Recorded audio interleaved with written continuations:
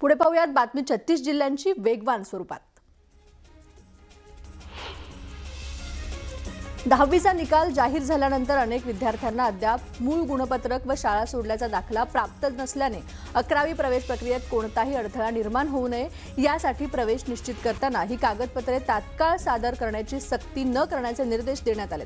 राज्यातील इयत्ता 11वी ऑनलाईन प्रवेश प्रक्रियेत सहभागी विद्यार्थ्यांना दिलासा देण्यासाठी शालेय शिक्षण मंत्री दादाजी भुसे यांच्या निर्देशानुसार शालेय शिक्षण विभागाने हा महत्त्वाचा निर्णय घेतला आहे। मुंबईतील मुलुंड येथील मिठागरांच्या जागेवर गृहप्रकल्प उभा राहिल्यास येत्या काही वर्षात पावसाळ्यात मुलुंड पूर्व परिसरातील सखल भागांमध्ये पूरस्थिती निर्माण होऊ शकते अशी भीती मिठागर बचाव समितीने व्यक्त केली आहे। मिठागरांची जमीन पावसाच्या पाण्याचा नैसर्गिक निचरा करणारी असल्यानं मोठ्या प्रमाणात भराव टाकल्यास अशी परिस्थिती निर्माण होईल। त्यामुळे स्वतंत्र संस्थेमार्फत या प्रकल्पाचे पर्यावरणीय लेखापरीक्षण करण्याची मागणी समितीने केली आहे। या प्रकरणी समितीने मुख्यमंत्री देवेंद्र फडणवीस यांच्यासह सर्व प्राधिकरणांना पत्र पाठवले आहे। म्हाडाच्या मुंबई मंडळाच्या 2640 घरांसाठीची नोंदणी अर्ज विक्री स्वीकृती प्रक्रिया शुक्रवारी संपुष्टात आली। शेवटच्या दिवसापर्यंत 2640 घरांसाठी 76,000 अर्ज प्राप्त झाले। अनामत रकमेसह प्राप्त अर्जांची संख्या 80,000चा टप्पाही गाठू शकलेली नाहीये। मागील काही वर्षांच्या तुलनेत या सोडतीला मिळालेला हा सर्वात कमी प्रतिसाद आहे। अल्प प्रतिसादामुळे सोडतपूर्व प्रक्रियेस दोनदा मुदतवाढ देण्यात आली होती। बुलढाणा जिल्ह्यातील खामगाव तालुक्यातील पिंपळगाव राजा येथे दुर्दैवी घटना घडली आहे। बांधकाम सुरू असताना भिंतीला पाणी देत असताना अचानक भिंत कोसळल्याने सासरे आणि जावयाचा जागीच मृत्यू झालाय। मुकद्दर खान, जमशेद खान आणि शेख युसुफ खान अशी मृतांची नावे आहेत। जळगाव जिल्ह्यातील चोपडा शहरात नगर परिषदेच्या पाठीमागे सुरू असलेल्या कथित कुंटणखान्यावर पोलिसांनी धडक कारवाई केली आहे। चोपडा शहर पोलिसांनी छापा टाकून काही महिलांना ताब्यात घेतलं असून या प्रकरणी 11 जणांविरोधात गुन्हा दाखल करण्यात आला आहे। सोलापुरात थकीत ऊस बिलासाठी सुरू असलेल्या आंदोलनाला काँग्रेस खासदार प्रणिती शिंदेंनी जाहीर पाठिंबा दिलाय। जिल्हा परिषद गेटसमोर सुरू असलेल्या आंदोलनस्थळी भेट देत त्यांनी केंद्र आणि राज्य सरकारवर जोरदार टीका केली। शेतकऱ्यांच्या प्रश्नांकडे सरकार दुर्लक्ष करत असल्याचा आरोप करत ऊस उत्पादकांवरती अन्याय होत असल्याचे त्यांनी म्हटलंय। गोकुळ शुगरच्या थकीत ऊस बिलाचा प्रश्न संसदेत मांडणार असल्याचं आश्वासनही त्यांनी दिलंय। पुण्यातील विषारी दारू दुर्घटनेनंतर सांगली पोलीस ॲक्शन मोडवरती आलेत। माधवनगर कर्णा रस्त्यालगत सुरू असलेल्या हातभट्टीच्या अड्ड्यावर स्थानिक गुन्हे अन्वेषण पथकाने धडक कारवाई केली आहे। या कारवाईत 750 लिटर गावठी दारू आणि दारू निर्मितीचे साहित्य जेसीबीच्या सहाय्याने उद्ध्वस्त करण्यात आलंय। नाशिक विधान परिषद निवडणुकीत नवा ट्विस्ट आल्याचं पाहायला मिळते। भाजपचे माजी नगरसेवक आणि गिरीश महाजनांचे निकटवर्तीय गणेश गीतेंनी उमेदवारी अर्ज भरलाय। भाजपकडून अर्ज दाखल करत असल्याचा दावा गीते यांनी केलाय। आमदार महेंद्र दळवींची मुलगी जुईली जुईकर विधान परिषदेच्या रिंगणात उतरले आहेत। जुईली जुईकर यांनी उमेदवारी अर्ज दाखल केला असून आता राष्ट्रवादीचे प्रदेशाध्यक्ष तटकरेंना दळवींनी आव्हान दिलंय। आता पाहूयात महाराष्ट्र विशेष।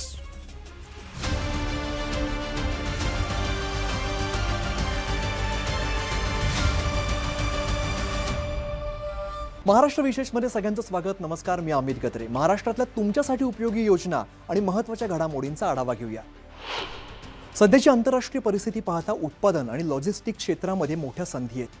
मात्र लॉजिस्टिक क्षेत्रावरील वाढता खर्च हे उत्पादन क्षेत्रापुढील मोठं आव्हान असून जागतिक पुरवठा साखळीचा प्रभावी भाग बनण्यासाठी स्पर्धात्मक होणं गरजेचं आहे, असं प्रतिपादन मुख्यमंत्री देवेंद्र फडणवीस यांनी केलं। गोंडखैर या ठिकाणी 600 कोटी रुपयांच्या गुंतवणुकीतून उभारण्यात आलेला अत्याधुनिक गोदाम लॉजिस्टिक्स पार्क याच्या उद्घाटन प्रसंगी ते बोलत होते। यावेळेला केंद्रीय मंत्री नितीन गडकरी यांनी स्पष्ट केलं की मालवाहतुकीमध्ये इलेक्ट्रिक वाहनांचा वापर वाढल्यास इंधन बचतीसह लॉजिस्टिक्सचा खर्च कमी होईल।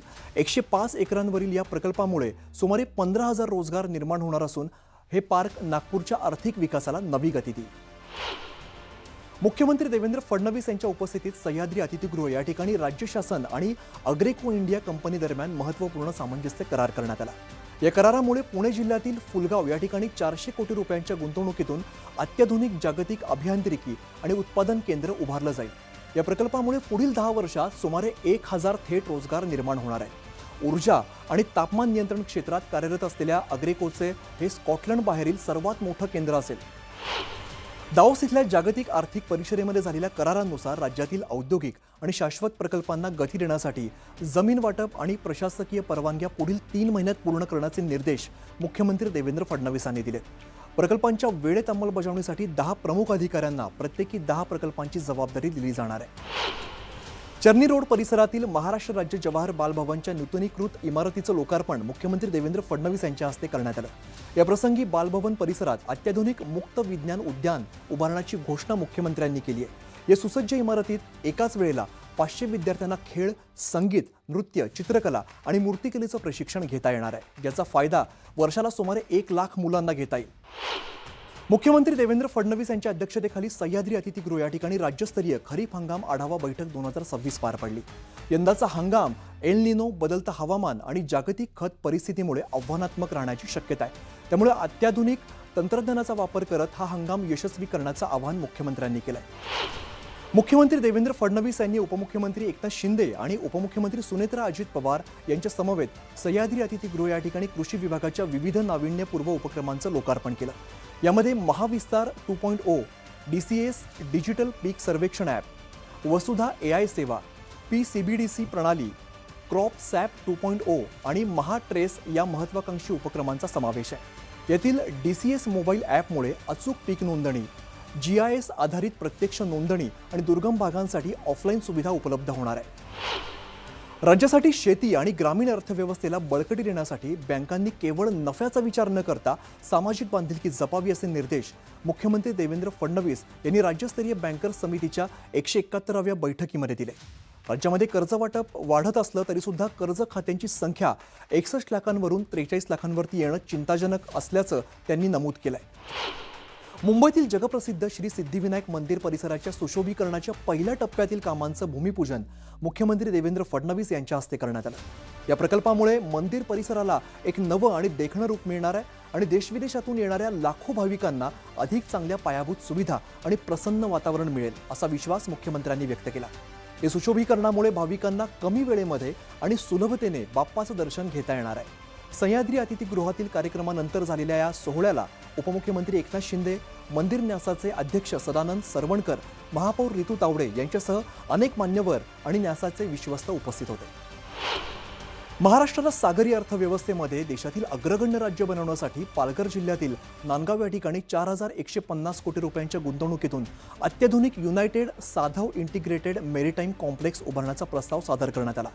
वाढवण बंदराजवळ 600 एकर क्षेत्रामध्ये जागतिक दर्जाचं जहाज बांधणी दुरुस्ती आणि ग्रीन शिप रिसायकलिंग केंद्र उभारलं जाईल.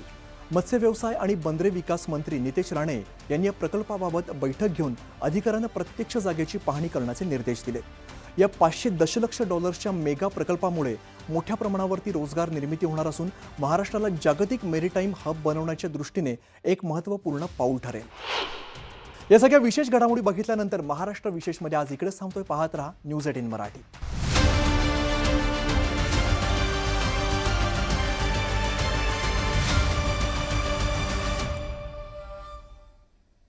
बघूयात बातमी 36 जिल्ह्यांची वेगवान स्वरूपात.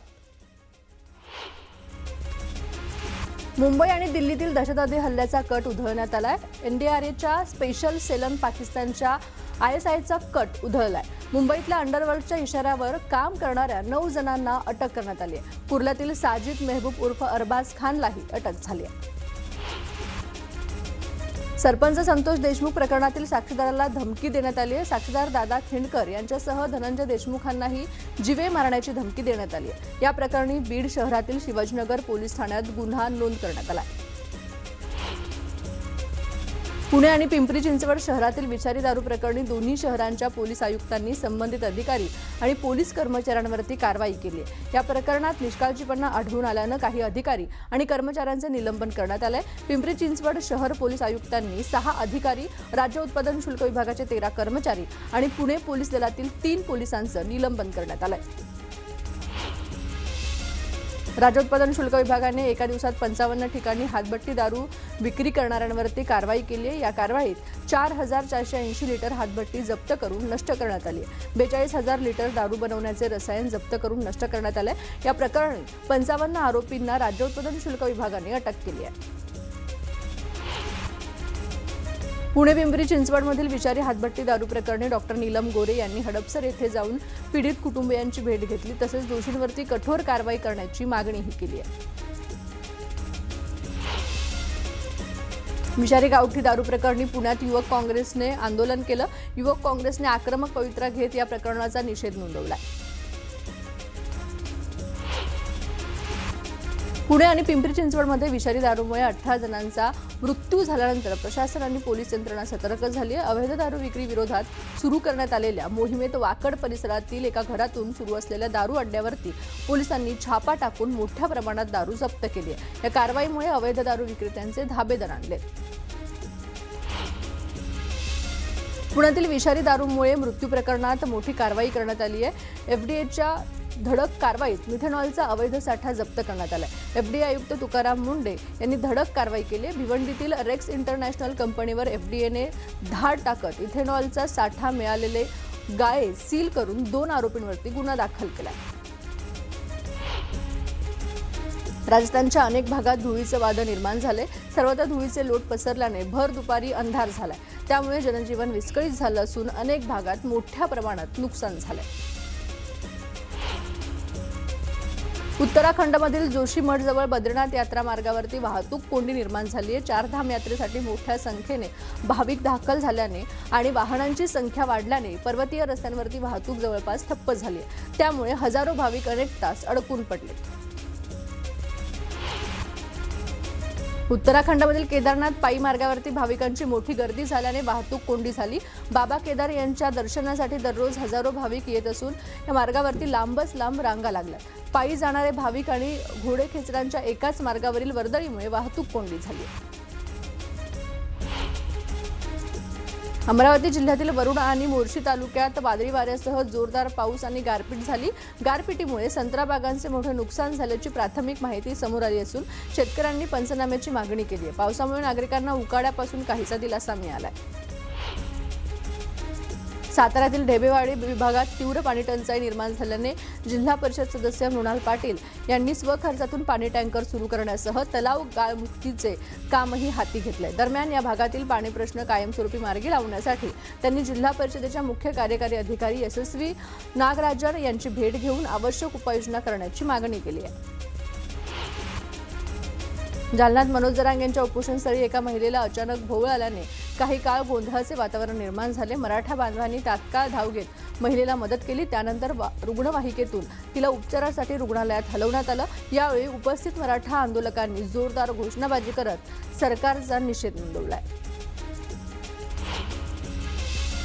मनोज जरांगे पाटील यांना पाठिंबा देण्यासाठी सोलापुरात संभाजी ब्रिगेड रस्त्यावरती उतरली. भर उन्हात आंदोलन करत ब्रिगेडच्या कार्यकर्त्यांनी सरकारविरोधात जोरदार घोषणाबाजी केली. मराठा समाजाच्या मागण्या तातडीने पूर्ण कराव्यात अन्यथा राज्यभर तीव्र आंदोलन छेडण्याचा इशारा संभाजी ब्रिगेडने दिलाय.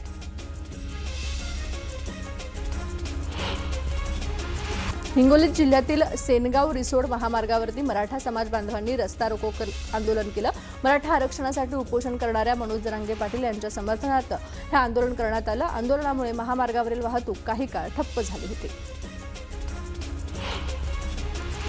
नांदेडमधील हिंगोली गेट उड्डाणपुलाखालील कथित अतिक्रमण हटवण्यासाठी गेलेल्या महापालिकेच्या पथकाला रिकाम्या हाताने परतावं लागलं. संबंधित जागेचा वाद न्यायालयात प्रलंबित असल्याचं समोर आल्यानंतर अधिकाऱ्यांनी कारवाई थांबवली. दरम्यान महापालिकेकडून विनाकारण त्रास दिला जात असल्याचा आरोप करण्यात आला. वाशिम जिल्ह्यातील मालेगाव परिसरात एका पेट्रोल पंपावरती डिझेल भरल्यानंतर बनावट नोटा दिल्याचा धक्कादायक प्रकार उघडकीस आला. एका कारमधून आलेल्या 7 जणांनी डिझेल भरल्यानंतर रोख रक्कम दिली. दरम्यान मालेगाव पोलिसांनी घटनास्थळी पोहोचून संबंधित कारची तपासणी केली असता त्यामध्ये तब्बल 23,50,000 रुपयांच्या बनावट नोटा आढळून आल्या.